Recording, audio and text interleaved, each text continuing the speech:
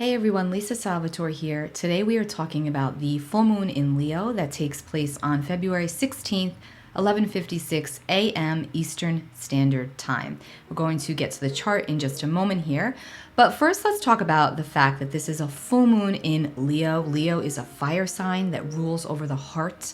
This speaks to self-expression, love, and creativity. This is a beautiful full moon to recognize what is not working for us and to realign us with our truth and our purpose and our authenticity. Now, that doesn't have to be that complicated. That is just about acknowledging the truth for yourself and for whatever way it needs to be acknowledged. Now, I will say that relationships are factoring in as a huge part of this full moon and the planetary alignment surrounding this full moon. But first, I want to read to you the Sabian symbol for this Leo full moon. This full moon takes place at 27 degrees 59 minutes of Leo. So we're reading the Sabian symbol for 28 degrees of Leo. Just absorb these words and feel them and see if this speaks to you. Many little birds on the limb of a large tree.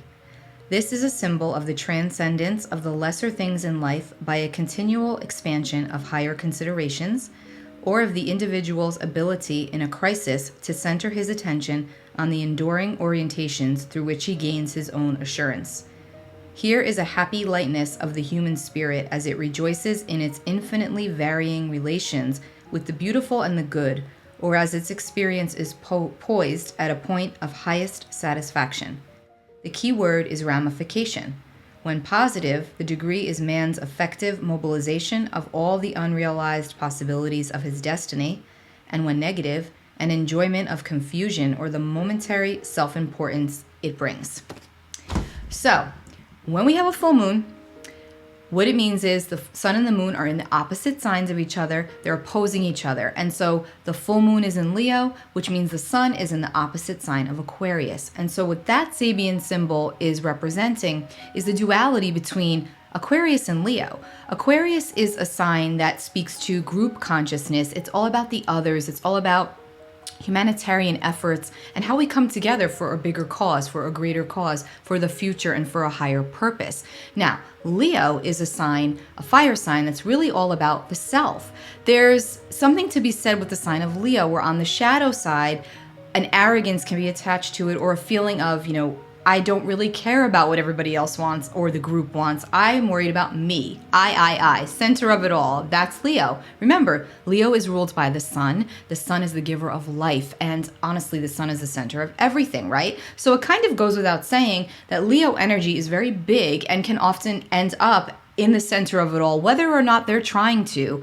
However, there's something here to be said about lining up with your destiny and also making sure that in the process of doing so, that you're still maintaining that balance between being cognizant of other people's feelings and other people's trajectories and other people's paths along with your own, and that when you're realigning yourself or realigning in specific relationships, you are taking other people's thoughts, feelings, actions into consideration as well. As long as you're doing that, you are really showing up as authentically as you possibly can.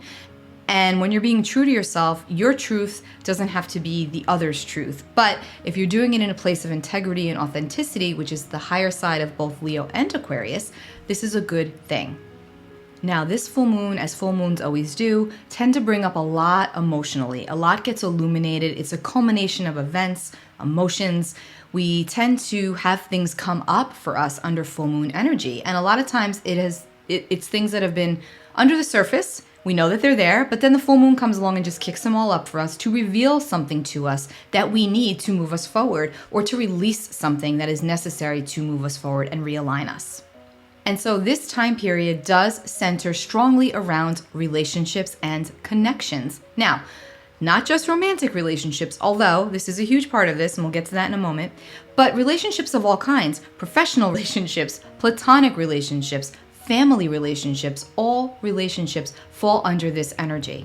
We're also dealing with creativity, love, and self-expression, all Leo. How do we shine? Where do we shine? Are we hiding our true essence? Are we hiding our light behind others? That's Aquarius, the opposite sign. Or are we allowing ourselves to be full, to show up full in our totality and in our biggest expression? Think about Leo, right? Leo is big. It's a big, bold, courageous energy. It doesn't care. It just wants to shine. It has to shine. And so ask yourself under this energy, where am I not allowing myself to shine? Or where am I shining too brightly and where might I need to pull it back? Which relationships need a little bit of TLC? Maybe I'm being too selfish. Maybe I'm being too selfless. Balance, that's what this is about. This is a time of long-term goals and expansion of all forms and in all relationships and with all of our creative projects. Let's pull up the chart. Okay, so February 16th, 11:56 a.m. Eastern Time. Ignore all the other jazz I've got going on. So here we've got the sun at 27:59 Aquarius opposite this moon in Leo at 27:59. And the first thing we're going to talk about is the fact that Mars and Venus are making an exact conjunction on the day of this full moon. In fact, only about 10 to 20 minutes before the full moon peaks, Mars and Venus are going to conjunct. They're going to line up. They're going to kiss, if you will, in the sky for their yearly conjunction. Now, what makes this one that much more spectacular and significant is the fact that Mars and Venus are going to have been together basically since the 1st of February, dancing around each other, flirting around each other, if you will. And I've done a separate reading and video on this Mars-Venus alignment, by the way. It's linked below. You can go back and listen to that after. But Mars and Venus are the planets of connection. They're the lovers. Mars is the ultimate masculine and Venus is the ultimate feminine. Now, they don't always speak to romantic relationships, but a lot of times they do. And we like to see Mars-Venus contacts when we're looking at compatibility analysis for romantic relationships because it produces a spark, okay? It produces an energy. Now, does it produce longevity? We don't know, right? Other things would have to factor in. But it does produce that initial spark that draws you into someone or to something, because this can also be applied to projects and also all other relationships. Now, the thing with Mars and Venus is that passion goes both ways. So if you're dealing with, for example, a platonic relationship, the Mars-Venus could produce a frustration, especially if it's a square or an opposition, right? So it gets a little bit deeper than that. But overall, having Mars and Venus exactly aligning like this around this full moon in Leo, and Leo being a sign, the sign of the heart and love and creativity and sparks and magic in essence of that word, this is lining up to be something really spectacular. It also falls right after Valentine's Day, which means this alignment is being felt around Valentine's Day, which definitely can inject something into existing relationships or produce sparks in new connections, right? Can also produce sparks with new projects, new endeavors, new connections that don't have to be romantic, okay? It could be any type of connection. But again, this Mars and Venus speaks to a spark. It's positive energy. It's energy, both in Capricorn here. So remember, this is an action-orientated energy. Mars is what we are drawn to and how we go about getting it. And Venus is about what we really like and how we draw it in. So these two they gel very well together. And again, we're dealing with a Leo full moon, which is all about, romance and light and fun and sex. Now, they're also trining Uranus over here in Taurus, which again, sparks. So if you're single, I highly suggest you put yourself out there somehow around this time, because you just might meet a perfect stranger that flips your world upside down in the best way possible. Now, is it long-term or is it short-term? Who knows? But at the very least, you'll have some fun. With Uranus, there's always an unexpected card in the deck, an unexpected trick. Something electrifying takes place. Something different. You might find yourself drawn to someone completely out of your normal box or out of your normal area. Again, sparks are flying no matter what around this time. Now, this moon is also conjunct fixed star Regulus, okay? Regulus falls in the heart of the lion in the constellation of Leo. And it speaks to a place in our chart it's a fortunate position. It's a fortunate star. It's considered to be a royal star, and it's conjunct this full moon. So it's quite close here. So I'm going to say this is likely very positive. Something that we've been working really hard on or really hard towards could really produce some nice results under this energy. You can find out some information that's really very helpful for you. Wishes truly can and more than likely will come true under this energy if your heart is in the right place, if your heart is in it, and if it's authentic. And more importantly, if it's authentic to your true destiny. Because if it's not on your path, you're likely going to get diverted. Because let's also talk about the nodes of the moon, okay? The North Node in Taurus, the South Node's over here in Scorpio, the Sun is in Aquarius, and the Moon is in Leo. So we're dealing with fixed energy. We're dealing with a grand cross square. We're dealing with these fixed planets all squaring off with each other. So again, there's something here about, am I aligning with my future? Is this truly where I'm meant to go? Is this relationship really truly meant for me? Am I meant to end this relationship? Am I meant to walk away from this project? And so on and so forth. So there's something here about getting to the truth. And it's fixed energy. So fixed energy doesn't really let us get away with anything because it wants the answer. It wants it to work regardless. There's a very determined and authentic piece to this. So even if there's some hardship involved with releasing and with letting go, you can rest assured that something more in alignment with who you are and with your truth and with your true north, your true path, that's this North Node, will come in to take its place and to put you back on your track. The Moon in Leo over here is also making an inconjunct aspect to Pluto over here at 27 Capricorn. And we're also dealing with Mercury conjunct Pluto. It's an energy that we've been under. We just had another exact alignment today, actually, as I record this video, which is Friday the 11th. So we're still feeling this really emotional, deep, intense overtone to the energy. It can feel a bit compulsive. It can feel a bit obsessive. There could even be literal issues surrounding the heart. You could find that you're just very anxious or that your heart is palpitating. It's just a very compulsive and emotionally deep time, very probing when we're dealing with the Moon and with Pluto like this. It's almost like we can't connect. Like we know it's there, we feel it, and it just feels really charged. There's a lot going on. Now, I also have to mention that Pluto in Capricorn deals with the government. So again, the feelings that you're experiencing under this energy could actually literally have to do with outside circumstances and outside forces that are dictating your current reality in some capacity or your current relationship in some capacity. Now, Jupiter over here at 10 degrees of Pisces is making a sextile to Uranus over here at 11 Taurus. And this is very creative. This is like an awakening of sorts. It's an expanding of one's consciousness. It's a spiritual awakening aspect. So again, I think that as we get more in touch with our truth of what we really feel, because let's face it, the past 2 years have definitely brought us all into a space of really needing to get to the bare bones of things and to recognize what isn't working in our lives, especially when it comes to relationships. We can't run away from it. We can't.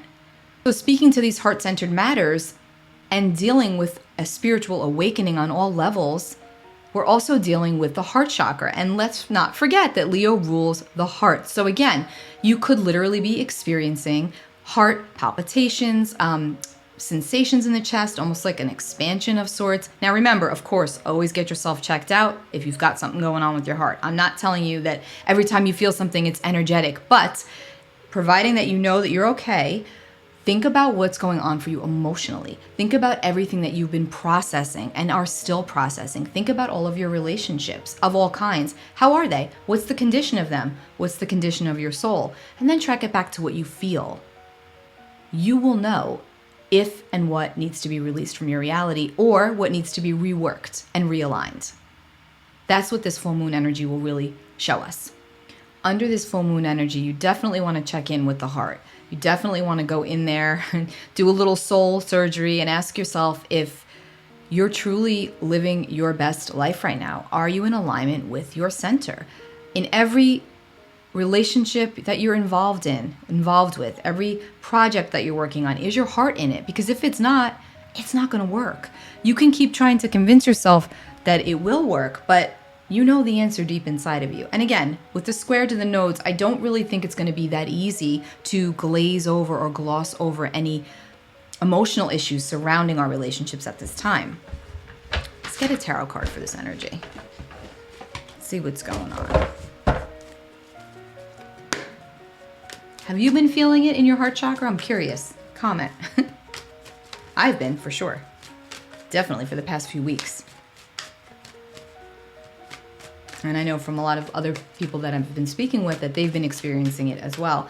Again, of course, there are literal things that can be causing this in your body. Don't always assume it's energy. Always get yourself checked out. I'm pulling a second card because one jumped out. Oh, how funny. Or not. We got the Queen of Pentacles and we've got the Three of Swords. Okay? Look at that. So, the Queen of Pentacles speaks to a grounded, stabilizing energy and also building something that we want to last. This is about potential. This is about possibility. And this is about sustenance. This is about building something that we can sustain, something that helps us to grow even more in the future. And honestly, disappointment might have to be a part of that in some capacity. So you may have to let some things go in order to make space for the new. And, you know, it's not going to feel good. There's going to be a period of mourning, as always, as there is whenever we're dealing with things having to do with the heart. And whenever we're dealing with even, you know, any kind of relationship, there comes a point when it expires karmically, it expires energetically, and we always will feel that on the soul level. Whether we're conscious of what it is or not, we feel it. And that's when we start to get disgusted with someone, or everything they say really irritates us, or vice versa. Everything we do and say really irritates them, and we're picking up on that energy. You know, a lot of times it's because something within that relationship needs to be reworked, or the relationship's contract has expired. It's not there anymore. It's no longer in alignment with your truth, and more than likely with their truth as well. So again, really check in and ask yourself, what is the state of my soul? And what is the state of my heart in this relationship project situation? It's going to be very obvious, glaringly obvious at this time, if it's really working for you or against you. And again, you know, sometimes what is needed is some friction and irritation to smooth things out and move it up to a higher level of consciousness. So that it doesn't mean every relationship has to end. It just means you may have to end the old way that it was working and rework it so that it fits into the new way, your new reality, your current reality, realigning to your purpose now versus what your purpose was when that relationship began or when that project began. But there's definitely a letting go element to this full moon, but there's also a lot of creative, positive, passionate energy. So utilize it. If you work with crystals, rose quartz, malachite, awesome ones for the heart chakra for this full moon energy. Kunzite is also a great one for self-love. And morganite is also a great one for relationship healing. So above all else, just be honest with yourself. That's all. Be honest with yourself. Be true to yourself and to what it is that you feel. It's okay to feel what you feel. Again, there's a lot of good here. Remember, all planets are currently direct until the end of April. And it's still busy as always. There's always a lot going on, but honestly, it's kind of quiet at the same time. So again, I do weeklies. You can check them out. Subscribe to my channel here. Follow me on Instagram. It's Lisa A. Salvatore. It's also linked here on my YouTube. Happy full moon. Don't be afraid to go deep. Do some journaling. Look at what comes up for you, because I'm sure that lots likely will. Now, also, if you're in a relationship that's fresh and new and you're having a great time, this could be an amazing time for you, so enjoy it. Enjoy the beginnings of fresh, new, heart-centered relationships of all kinds. Express to those that you love what you love about them. This is a great energy to do that. Everybody always needs to hear why they're loved, right? There's never anything wrong with doing that. All kinds of love, again, romantic, friendship, platonic, professional, whatever. Speak your truth. Get it out. It will likely be very well received and reciprocated around this time. Take really good care of yourselves, and I'll be back soon with another video. Bye.